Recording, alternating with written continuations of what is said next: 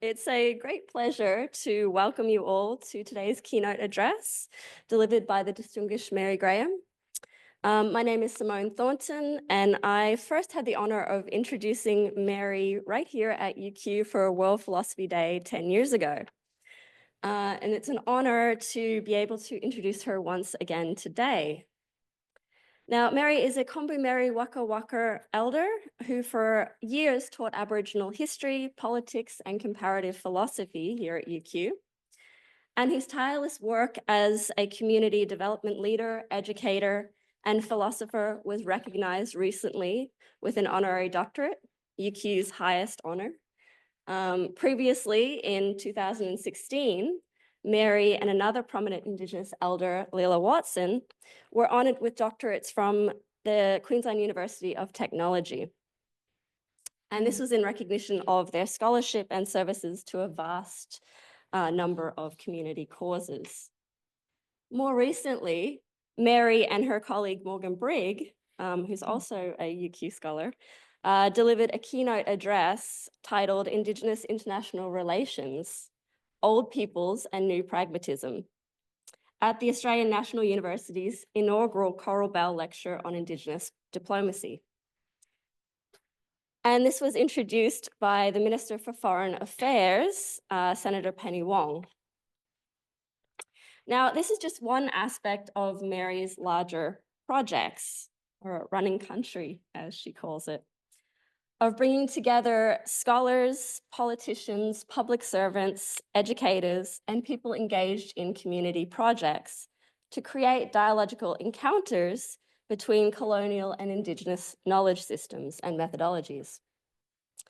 And such a dialogue is necessary if we are to move away from assimilationist forms of philosophical engagement and create space for a distinctly Australian philosophy to emerge, one grounded in relationality with place. And so without further ado, I will hand you over to Mary.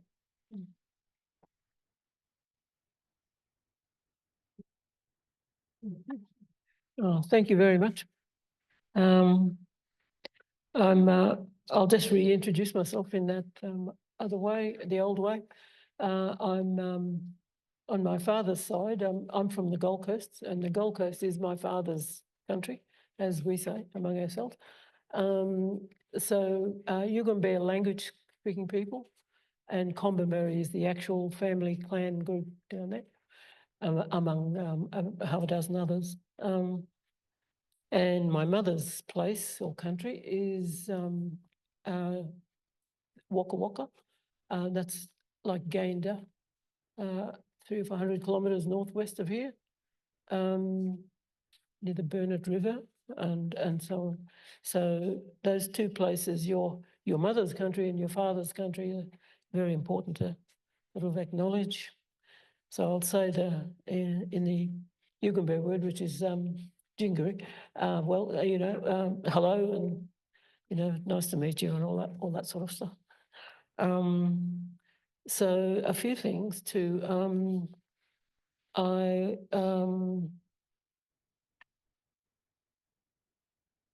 was just going to say about memory, actually, that I'll apologise ahead of time for I'll forget words sometimes. Perhaps just a thing of growing older and all that, but I'll struggle to say something, some particular word or term or something every now and then, and I'll probably, look at Simone and she'll know exactly what I'm trying to say. So that. Also that, well, I'm not apologising for it, but I like the word Weltanschauung. Everybody would be familiar with that word, I guess. So I'm talking about Aboriginal thinking and being and so on, but from that point of view, from a worldview point of view, it's not a religion, the old system. It's not a religion, it's not an ideology, it's not anything like that. It's a worldview. It's just the way things have developed here, all those thousands, tens of thousands of years ago, So it's a society and a culture of great age, and we work different things out in a very different way to many other cultures all around the world, And to put it in a straightforward way from the beginning, a metaphysical kind of identity, for us, it's the idea of the dreaming. And it's not an idea, it's a being. It's actually being in this country. So going back, the old way, the old terms, I'll say straight off that I'll introduce two different truths. They're truths, but I believe both of them. I don't see them as a contradiction, although it's easy to argue that it's a contradictory thing. Partly it's also to do with working with Simone and Gilbert, Simone Thornton, and talking about philosophy for young children, that idea. I think it's a term, subject that's on here somewhere. But how I started that off with, and this here too, it matches the same thing. That place precedes inquiry for us. Place precedes inquiry, comes before it. So everything begins with that. And not only that, place invents you, it's created us. We discovered, from our point of view, we discovered our humanness here in this country. So the old system, the other system, sorry, the scientific one, anthropological one, is that everything starts in Africa. And of course, I agree with that, actually. I agree with that, but I also agree with the opposite, that this is the place we became human in. So I see it as a kind of, it's quite right, 2 million years or something like that in the Rift Valley in Kenya and so on. So the model, in a sense, for being a human being obviously started there and then goes through all of these developmental kind of stages and so on and so on, and moving around and so on. And I suppose at a time, apparently, at a time when all the geographically, there's a whole lot of connection. So coming into the country, and through all those periods of developing, or evolution, if you like, and so on. At some point or other, we discover that we're human beings, and the main idea is that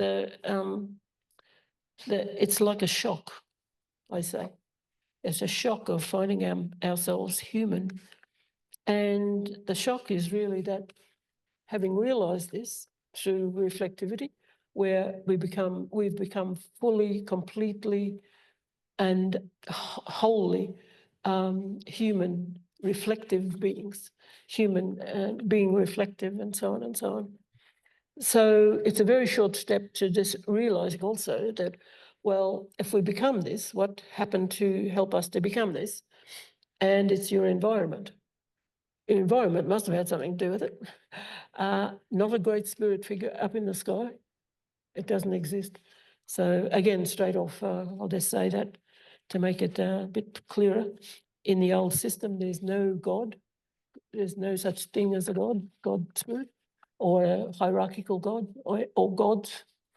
And there's no heaven or hell. It doesn't exist. No, there's no such thing. There's just this reality here and so on. And it's been sacralized over a long period of time. All this time of becoming fully aware of our humanness and so on and so on. So I'll just say at the very beginning, three main things that is in a way another way of working out what our metaphysics is, what the dreaming actually is, but not in an anthropological way, not in a scientific way. Well, in our way, I guess. So coherence. It starts off with coherence. The three things are coherence, proportionality, and predictability. So we start off with coherence. And so the beginning, the coherence is the beginning of the reflective self. The spirit enters, is felt and recognised, and culture begins, actually, gradually developing and so on and so on. But the thing called culture, or whatever that is, starts then. To put it a different way, just to talk about having babies for a minute, I'm a part of the ceremonies that we have down the Gold Coast to welcome people, little humans into the world. And we have this idea, of course, that the land has, they don't disagree with the science, but they'll just say, we didn't come from anywhere else, we only came from here. And they're talking about their own place, really, everybody, Aboriginal people. So, and this is because the earth itself, the environment, the earth, the thing that we walk on is the very thing that invented us. And in that way, it does come together with science, actually, except that we sacralise the whole process and science doesn't. And that's the other thing that you'll hear me talking about is us beginning. The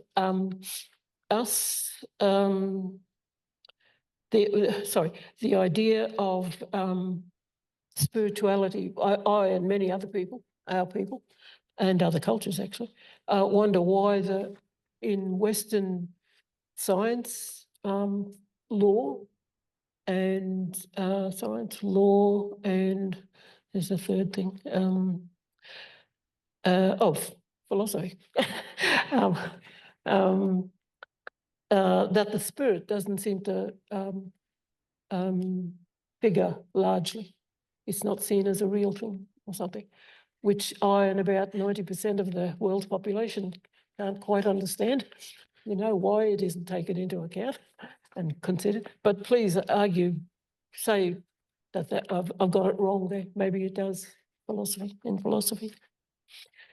So little beings, babies coming into the world, down there, I've heard of this dreaming story from other places too, that there's a baby tree, the mother to be, has this, it could be a dream, it could be a sense of being or whatever, but she's having a baby, is pregnant, but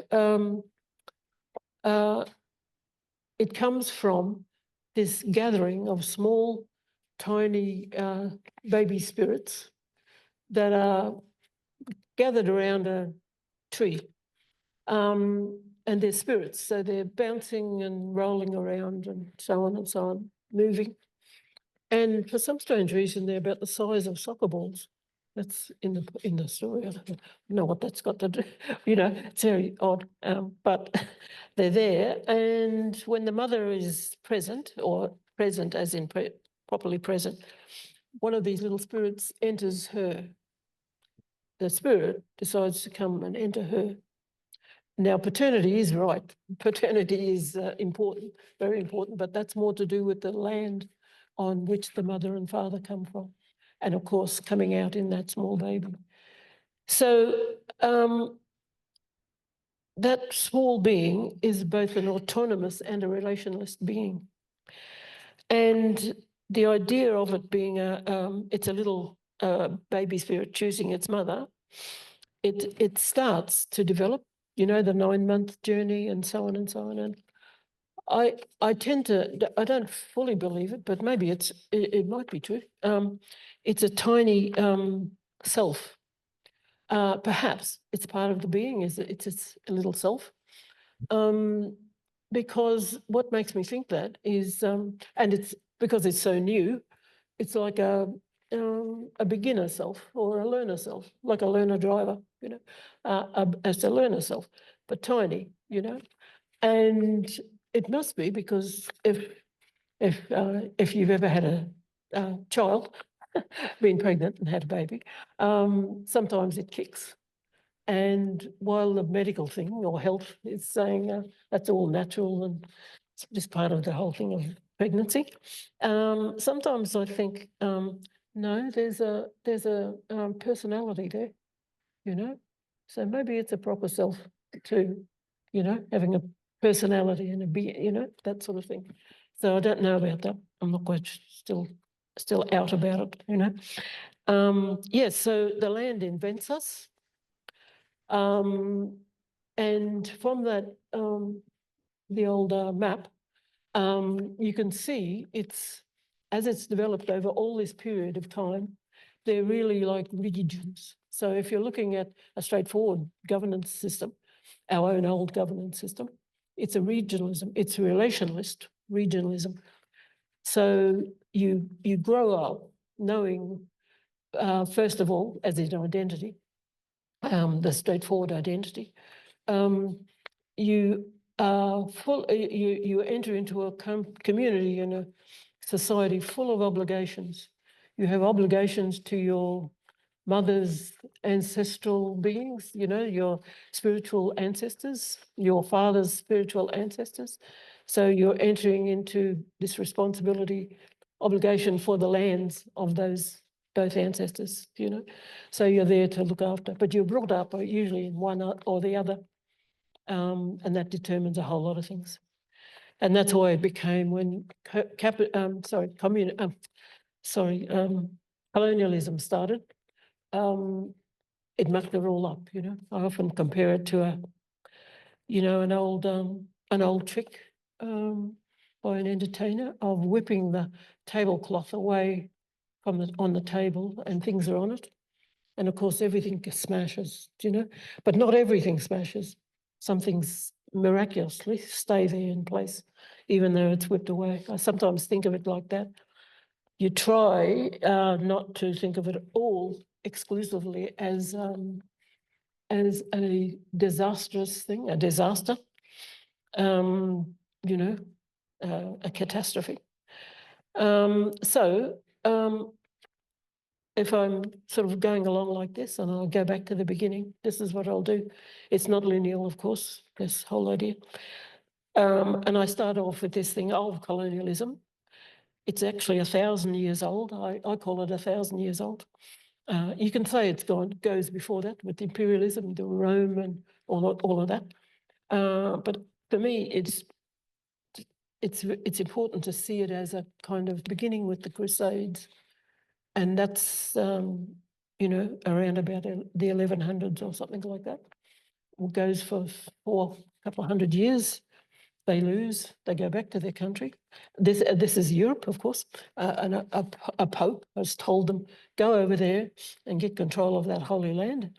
And because we are the people who ought to be running it and so on. So they go there, they do that, but they lose, they come back. And so the Holy Land, as it was called, and still is, it's safe for a while, but it's always going to be, you know, a centre of interest for the whole world, really, as that religion spreads out over the whole world, though, too. And the idea of one group dominating, eventually the whole world comes to be seen in all of its ways, you know. So from the Crusades, colonialism has been here for 1,000 years. 1,000 years is pretty well solid, you know. So why I've talked about, would talk further about for future about the time for an Australian philosophy. Well, they've got to work out, it's less than 300 years old, you know, this country. You know, 500 years ago, they didn't exist.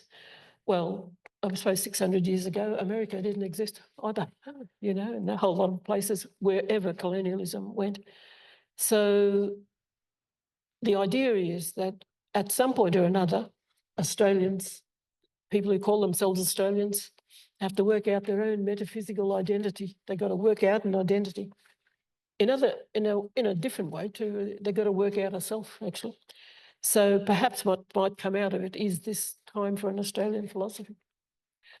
although it sounds not very nice, even perhaps insulting and racist, I think it'll only happen when Australians become far more, and the first thing, of course, is not colonialist, become decolonised, but become more cultured, actually cultured in the full meaning of the term cultured, meaning realising there are other people who have different, you know, not just in our country, our own country, looking at us as, you know, like themselves, or maybe not like themselves. But yes, eventually heading for their own philosophy, because that's one of the things that always interested me. A long time ago when I was young, I thought philosophy, that is a way of making people cultured, actually. It's how to be cultured, could be, but only if you learn it in schools. I firmly believe that if you learn it in schools, you learn a great deal more about humans and human society and self and the whole works, you know, and so on. So back to coherence. So for us, it is starting with the learner baby, their little what's her name.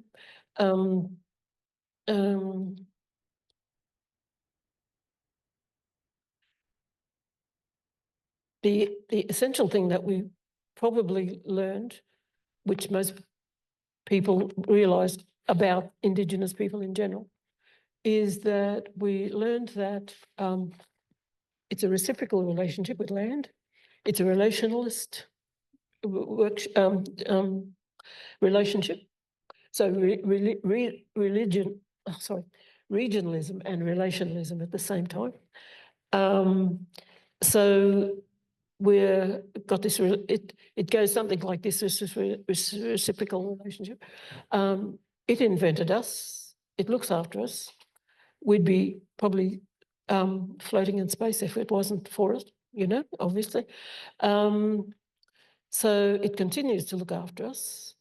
And eventually it sort of, we gain meaning from it. So meaning comes from land too. So the reciprocal relationship. So because it has done all this, we are obliged to look after it. So somehow people didn't jump straight to humans here. The early Australians didn't jump straight to the idea of a God spirit, a God being. The ground, the earth, is the inventor and the creator, but they didn't fall into, they weren't ensnared by the trap of thinking of it as something therefore to be worshipped. So in Aboriginal terms, you don't worship anything at all. There's nothing above you, actually. So no transcendentalism, you know, you don't do that. If there is this thing and it's been sacralized over this working, you know, the development period, then you're obliged to look after it. That's all. You look after it. You're a custodian of it. So you have all these obligations, the big obligation, that is. So it's more than just environmentalism and climate change and so on. It's the thing that's made us. So we are obliged to look after it. And so the working metaphysics, the dreaming itself, that's what it becomes, is a whole range of things about how you do that. So, but it's not, you're not a nature worshipper. That's the worst thing you can do, because you're putting more distance between being a self and your environment. It's greater distance and so on, but you have to stay together in a relationalist sort of way and so on. So going on to the, generally the next period, that's not to say that there aren't, and you can see how, well, I'm really am guessing here and asking you, the idea of, well, we knew straight off, of course, everybody has a mother and father to the little person. There has to be. And looking at it in the long view, the very long view, is that you have ancestors, near ancestors, recent, grandparents, great-grandparents, but you've had ancestors all the time. So every one of us, we all have ancestors, regardless of whether some of them are, and in the Aboriginal sense too, a general sense, regardless of some ancestors being a bit, dodgy, we've all got ancestors. So it's a very short step to thinking that, and thinking and feeling that you are alone in the world. You know what aloneness is as a being, just yourself, even though you're surrounded by family and relatives and so on and so on. But that that security is a big thing. Security, the basic security, the environmental one. If you say land being sacred itself, a sacralized thing itself, but sometimes it sort of blows a gasket, and has earthquakes and volcanoes and natural changes, climate changes, and so on and so on. And that's the really basic physical, literally physical security, but security in the whole of self way too. And what's better than having something large and powerful? So if you have spirits, what's to say that there wasn't taking this short step to seeing a spirit, an ancestor as a god, or ancestors as gods? It would figure, to me, it's, like our own logic, which is all perspectives are valid and reasonable, basically. I'll go into that later. So it could be, a god, the idea of a god, and also the idea of if you want something really big and powerful like a god, that's also means like monumentalism, So our idea of monumentalism isn't the man-made thing, It is monumental architecture and things like that. But in our view, it's as if monumentalism is already there. We're standing on it. That's the biggest monumental thing. So that's the thing you have to have a relationship with, but you can go ahead and individuals later on, great rulers, great architects, great inventors and so on and so on, can build monumental things, but it's already here. We're already walking on it, and so on. So a custodial ethic gets going. And this is also what people mean by the law. When Aboriginal people talk about the law, it's LAW and LORE. It's a bit like two sides of the same coin, the law, the rules, and the LORE is the stories about how those rules, the ordering, if you like, the ordering of human society took place. So there's 1,000,001 stories, like all old cultures. I learned a lot from the, what's his name? The one I talk about, the beautiful youth looking at himself in the mirror. Narcissism. I saw, and other Aboriginal people do see those old stories as like dreaming stories, including in the Bible, actually, too, those stories. They're like dreaming stories. And so I learned a lot of those things from those things too, and realising, of course, that many other cultures have the same thing.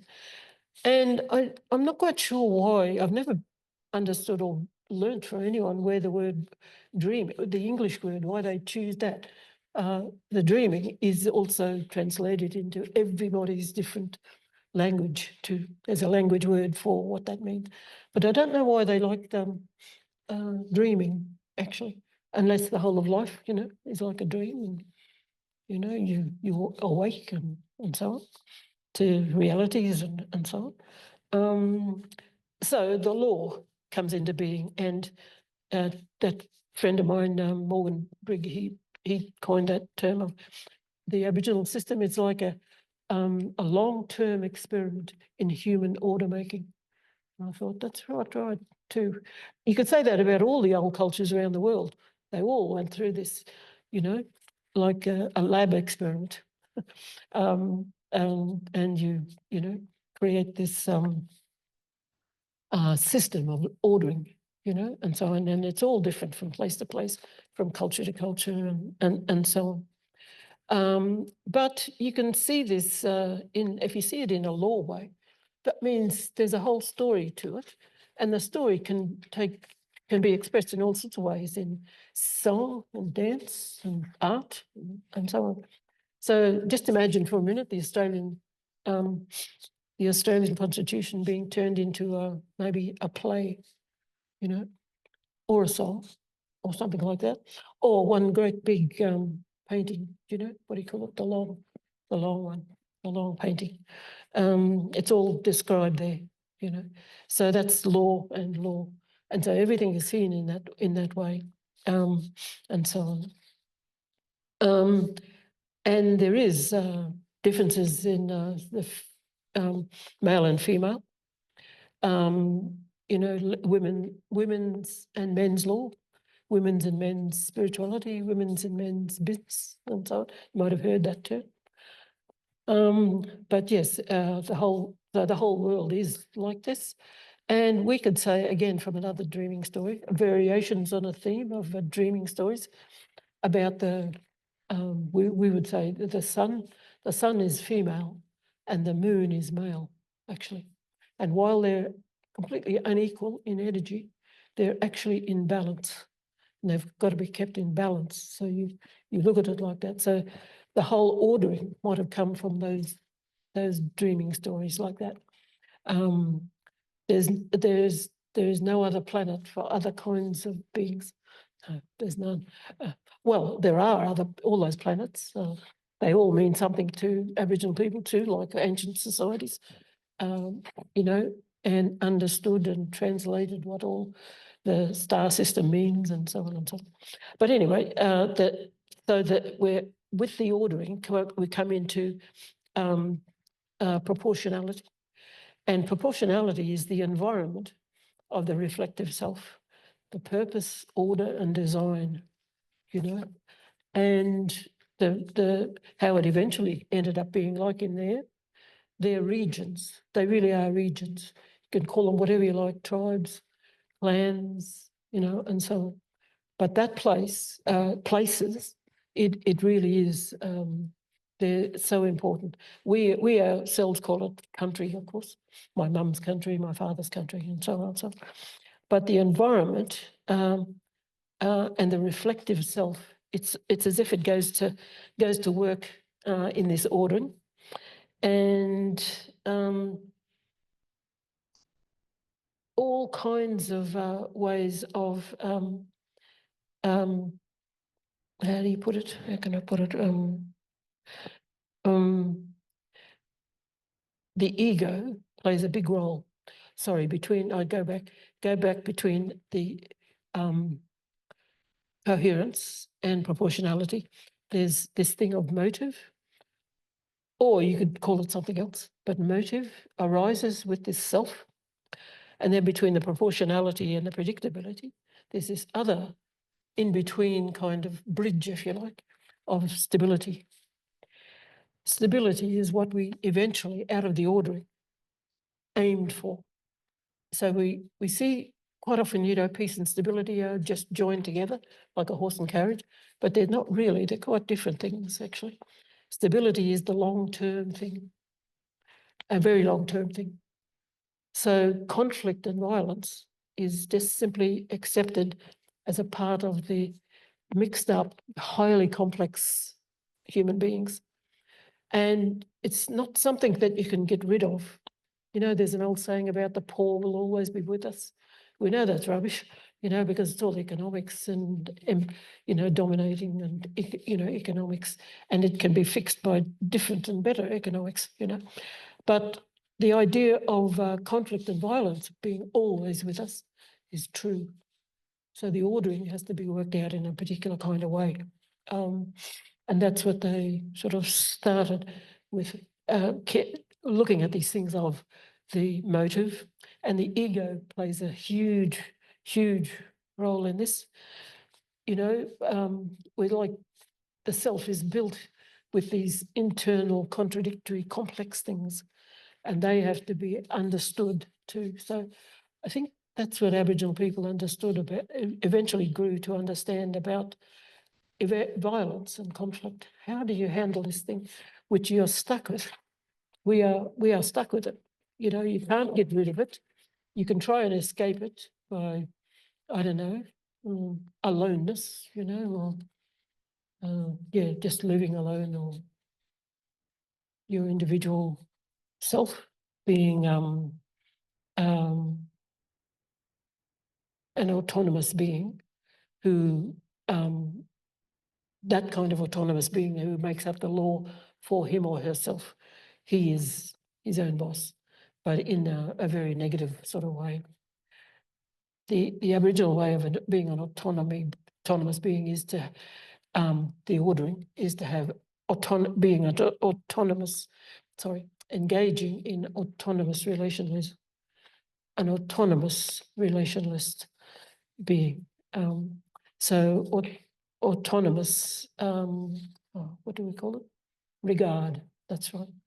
So regard is greater than respect, I do believe, because it's sight, you're observing things also with regard, whereas respect is, it's a good thing, very good, perfect, but it's a limit to it. It doesn't really point out clearly how you have to be with each other. And the greatest thing about it, autonomous regard, AR, is that you're allowed to dislike somebody. You don't have to get on with people. You can actually actively dislike them, but you still have to practice this autonomous regard. So you have to know what this other self interests are. You have to know it. And if you don't know it, you better learn what to know it and understand it and so on. And you may disagree even violently with it, but you see it like that. So that's why, and that's learned from the idea of you know, having dodgy ancestors. You can't pretend that all ancestors are very good and perfect and so on and virtuous. So this, and that's the other thing, having an idea like this autonomous regard, you know, looking after the land and so on. If you think it's about attempts at being virtuous, it's nothing to do with virtue. There is a moral thing to it, but it's not about becoming virtuous at all. It's more to do with it makes common sense. It's efficient, it's rational, and it works, you know. So you work at this kind of ordering. That's you do it for that. And that's a way of respecting the land too, and each other. So it's all bound up together, the autonomous regard. So we see the ego in this particular way, which probably everybody does in it.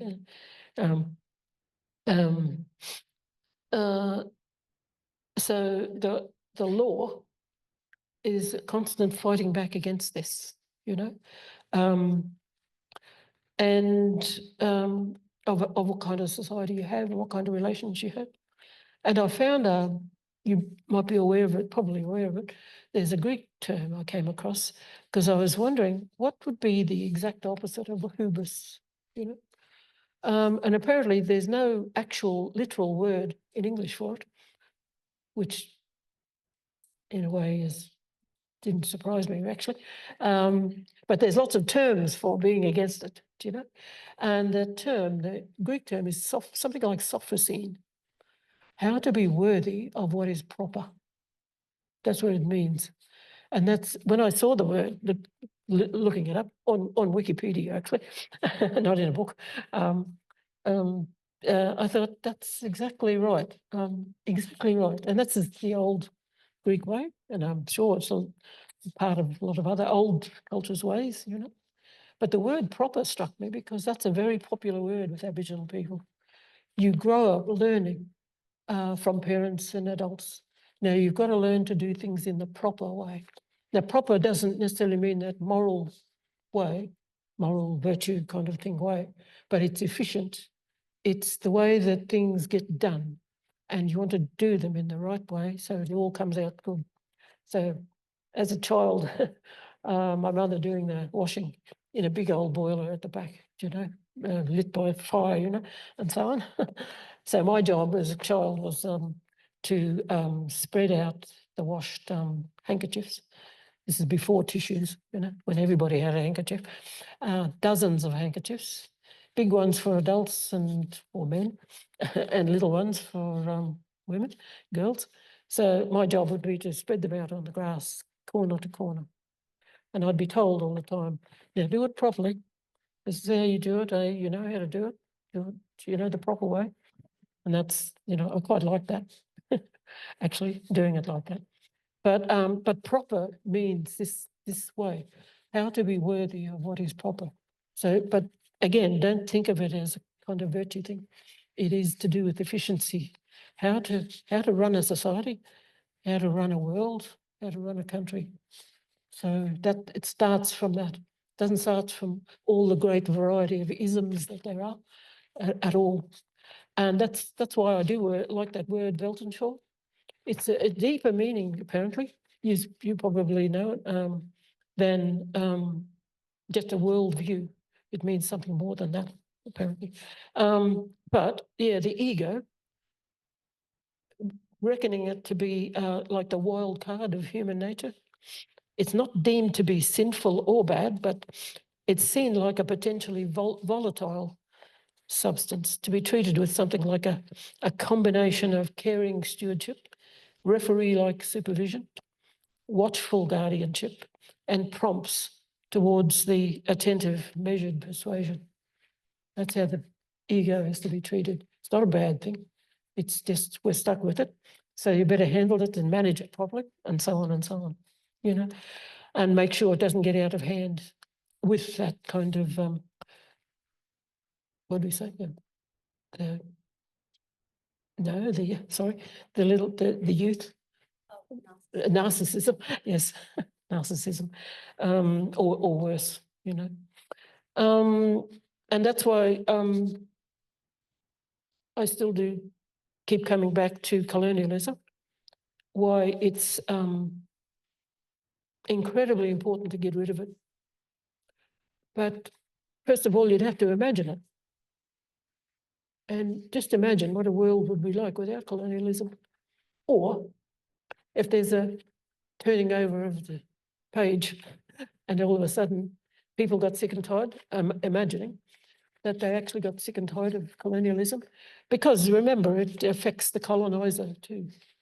So it's not just the colonised, but as Fanon says, it affects deeply the colonizer.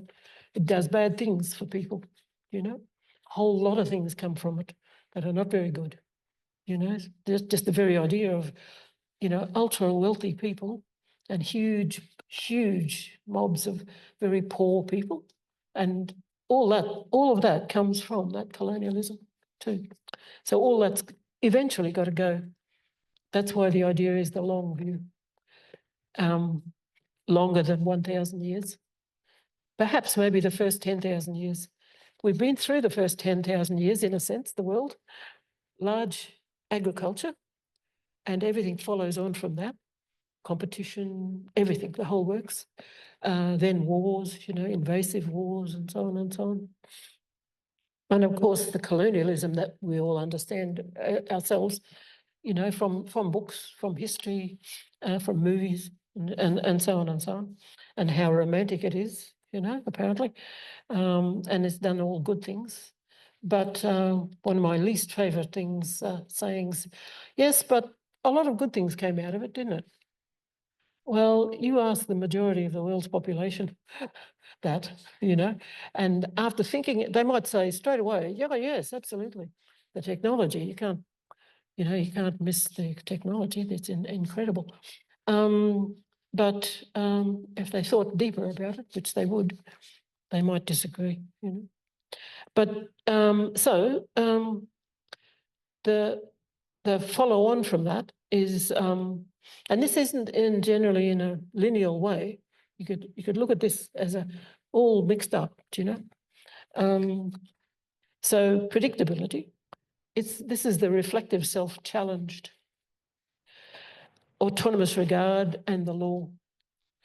So, and logic too. So we do, like a lot of cultures in the world, different cultures, non-Western cultures, they all have their own logic, I believe.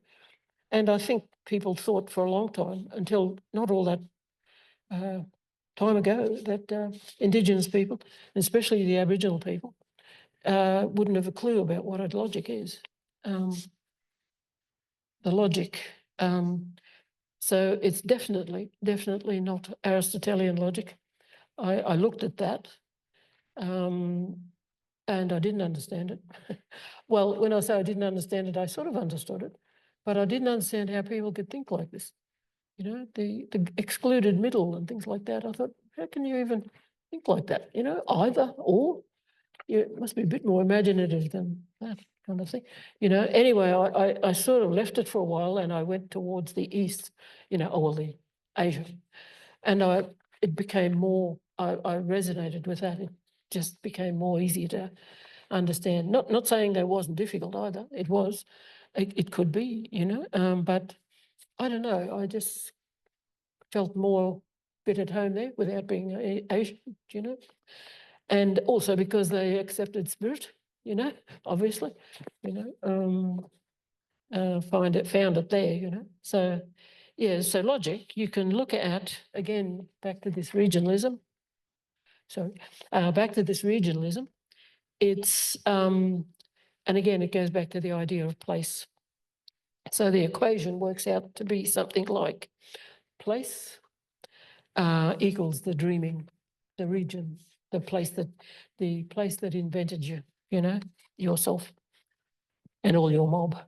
Another mob is over there somewhere, and they've got a different dreaming, So place, there are multiple places, it means, that regionalism, and that means it's multiple dreamings, and multiple dreamings means multiple laws, both those laws.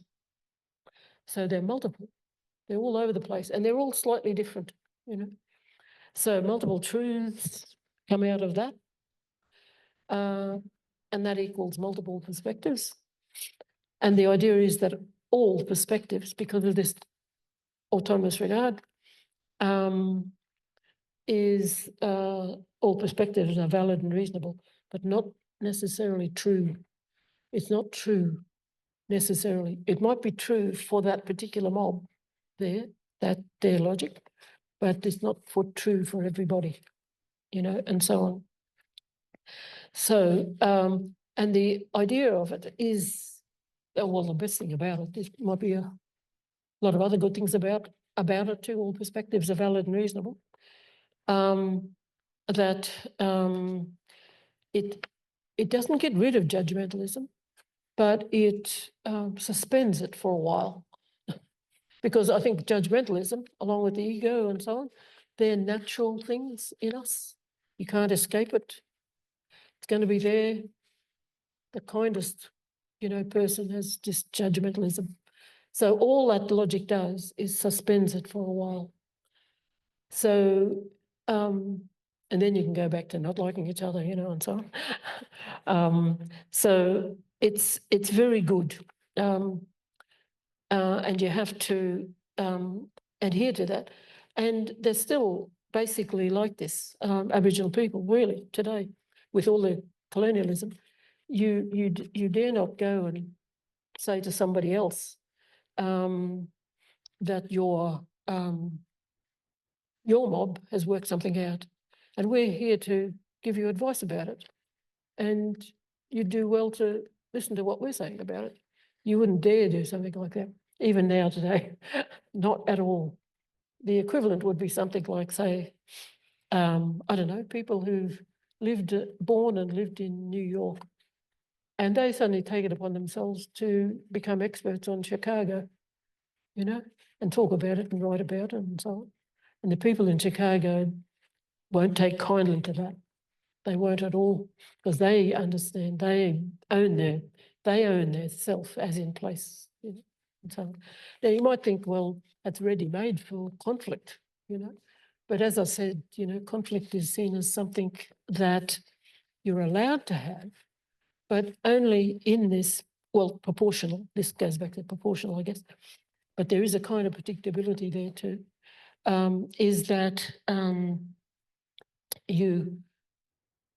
the easiest way to say it is you can have violence and conflict on the land, on a place, but you can't argue over the land. In other words, that's why in the role of that autonomous regard, there's no such thing as wars of conquest. It's not even in the language. There's a language, in all the languages, there are words, multiple words for every form of conflict you can think of. So murder, kill, big wars. There's a word for war in Yugambeh actually too. So big conflicts, big battles, you know, duels, feuds. There's words for all that. The only word missing is invasion. There's no word in the Aboriginal languages for invasion. The classic invasion: invade, conquer, subjugate. As in taking over other people's land. That is just simply unheard of. I've never yet, and there's thousands of them, so you can take years to find one, dreaming stories about invading other people's countries and taking it over. There are stories about changes, natural environmental changes, volcanoes going off, earthquakes, the sea reclaiming land or going away, you know, in both ways.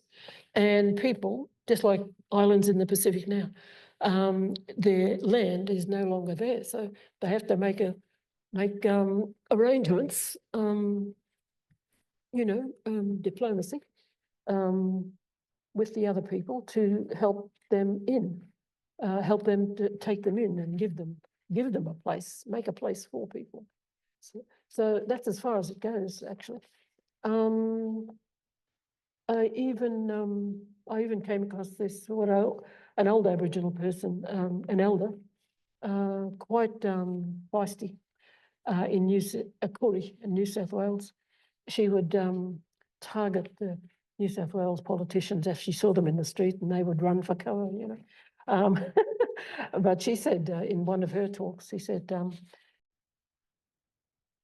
that would be really important in the next 10,000 years, because as I was saying about the first 10,000 years, when I say that, I mean from large-scale agriculture right up to now, you know, and in the middle of it, or not in the middle of it, towards the end of it, you know, the thing of colonialism and so on.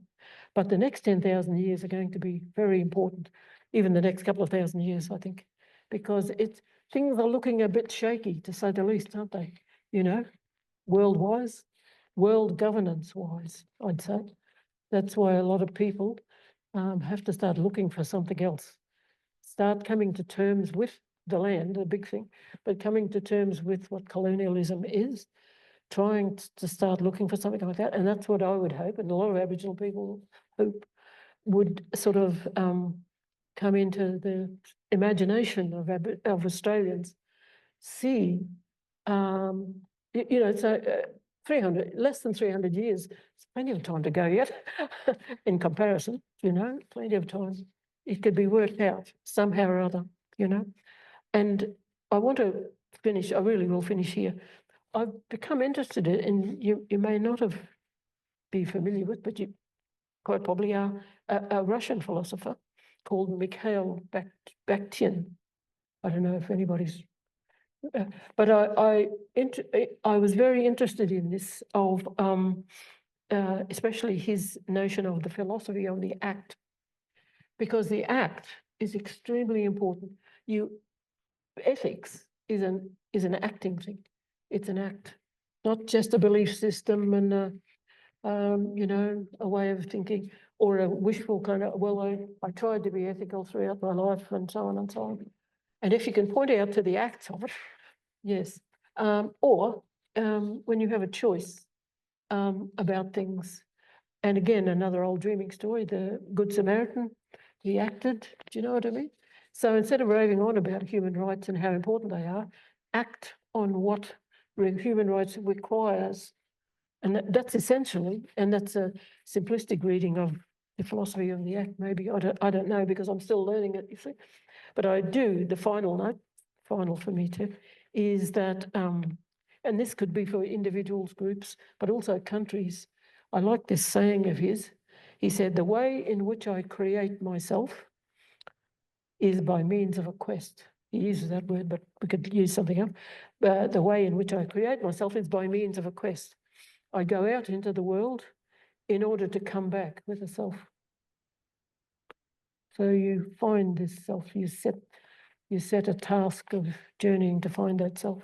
And quite often as you read in books, sometimes the character, he'll say or she'll say something like, I had to leave this place and come back to this place to discover themselves or something like that. Well, think of it in a monumental way, monumental, all humans, that's it. So I'll leave it there. But yeah, thank you very much for that. It's yeah.